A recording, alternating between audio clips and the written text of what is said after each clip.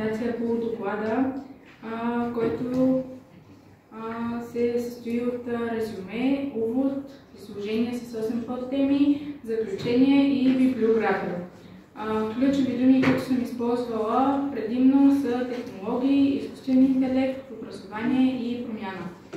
Засягат се теми за съвременните технологии, има въздействие на изкуственият интелект върху образованието.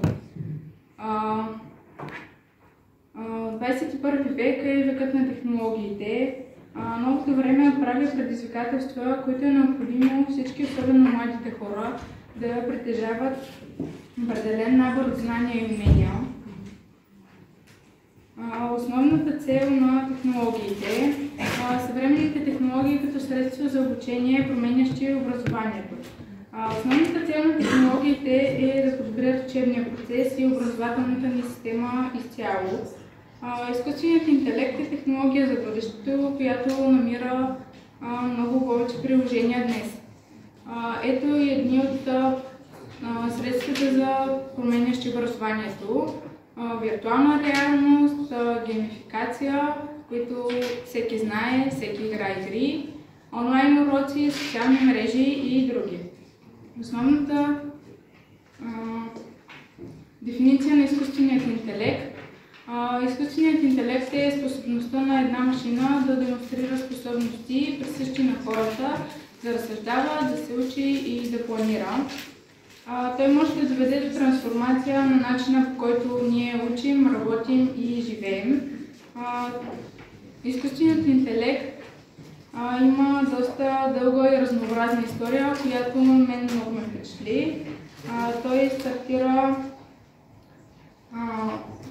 идеи още в древността, но дълбокото изследване и развитие започва през 20 век.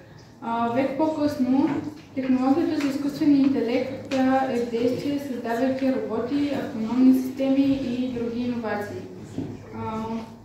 Изкуственият интелект в днешни дни се използва изключително широко в науката. Помага във всички научни сфери, като химия, физика, социални науки и други. Носи огромни ползи на образованието и се наблюдава съществена промяна в него. Изкуственият интелект като инструмент за подобряване на образователния процес. Новите поколения търсят и използват платформи за обучение, базирани на технологиите. Основни тенденции в развитието на изкуственият интелект в образователната система. Основно приложение на изкуственият интелект в училище ще бъде в начина на оценяване, проекти и домашните ни работи. Според извадка от анкета, учениците бързо се ангажират с използването на нови технологии, докато учителите изостават в тази тенденция. Затова в цяла България е започнало обучение за всички учители, които трябва да придобият дигитална компетентност. Следователно, и учениците и учителите трябва да имат разбиране за изкуственият интелект, за да се използва ефективно технологията.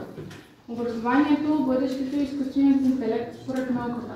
Пред научната общност стоят няколко отворени въпроса. Какви ще бъдат дългосрочните ефекти от използването на изкуственият интелект в научните изследвания?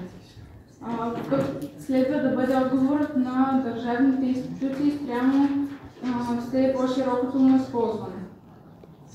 И като заключение, следователно и учениците и учителите трябва да имат основно разбиране за изкуственият интелект.